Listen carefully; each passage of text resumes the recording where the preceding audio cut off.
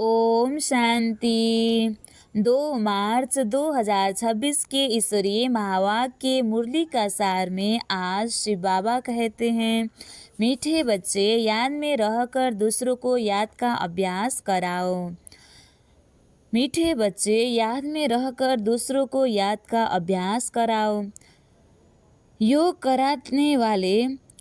कराने वाले का बुद्धि योग इधर उधर नहीं भटकना चाहिए। बाबा कहते हैं, शिव बाबा कहते हैं, मीठे बच्चे याद में रहकर दूसरों को भी याद दिलाना है।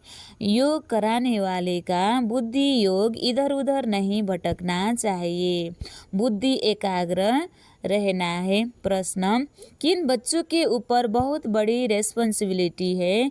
किन बच्चों के ऊपर बहुत बड़ी जिम्मेवारी है? उन्हें कौन सा ध्यान जरूर देना है चाहिए?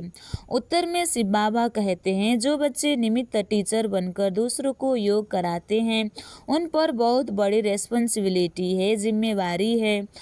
अगर योग कराते समय बुद्धि बाहर भटकती है, अगर दूसरों को योग सिखाते समय बुद्धि बाहर भटकती है तो सर्विस के बजाय डिसर्विस करते हैं। इसलिए यह ध्यान रखना चाहिए, यह ध्यान रखना है कि मेरे द्वारा पुण्य का काम होता रहे, मेरे द्वारा पुण्य का काम होता रहे, कोई भी विकर्म न हो। शिव बाबा कहते हैं, इसका ध्यान में रखना है।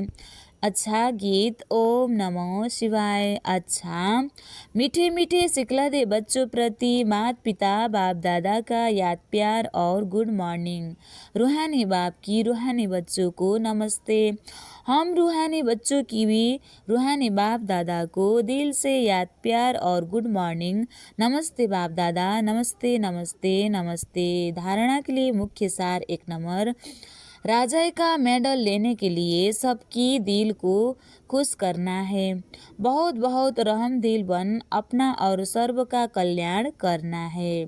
हड्डी सेवा करनी है। दूसरा, देह अभिमान में आकर डिसर्विस नहीं करनी है, सदा पुण्य का काम करना है। आप समान ब्राह्मण बनाने की सेवा करनी है, सर्विसेबल का रिगार्ड रखना है। सबको ज्ञान देकर आप समान सच्चे ब्राह्मण बनाने की सेवा करनी है, सर्विसेबल का रिगार्ड रखना है। आज बाबा ने वरदान दिया है, मनन शक्ति द्वारा वेस्ट के वेट को समाप्त करने वाले सदा शक्तिशाली भव।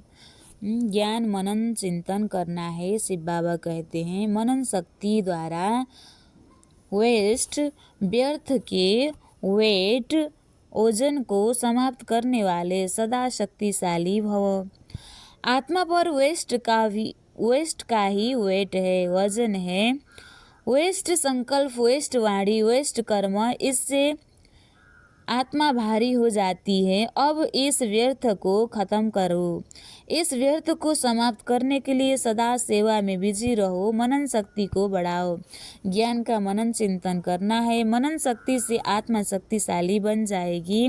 जैसे भोजन हजम करने से खून बढ़ता है, फिर वह शक्ति का काम करता है, ऐसे मनन करने से आत्मा की शक्ति बढ़ती है। स्लोगन, जो अपने स्वभाव को सरल बना लेते हैं उनका समय व्यर्थ नहीं जाता। जो अपने स्वभाव को सरल बना लेते हैं उनका समय व्यर्थ नहीं जाता। अव्यक्त इशारे, निश्चय के फाउंडेशन को मजबूत कर सदा निर्भय और निश्चिंत रहो। निश्चय के फाउंडेशन को मजबूत कर निर्भय निश्चिंत रहो। जो निश्चय बुद्धि होगा वह निश्चिंत होगा, उसे किसी भी प्रकार का चिंतन व चिंता नहीं होगी। क्या हुआ, क्यों हुआ, कैसे हुआ, ऐसे नहीं, यह व्यर्थ चिंतन है। निश्चय बुद्धि निश्चिंत, वह कभी व्यर्थ चिंतन नहीं करेगा, वह व्यर्थ चिंतन कभी नहीं करेगा। सदा स्वचिंतन में रहने वाला, स्वचिंतन में रहने वाला स्वस्थिति से परिस्थिति पर विजय प्राप्त कर लेता है। अच्छा, ओम शांति।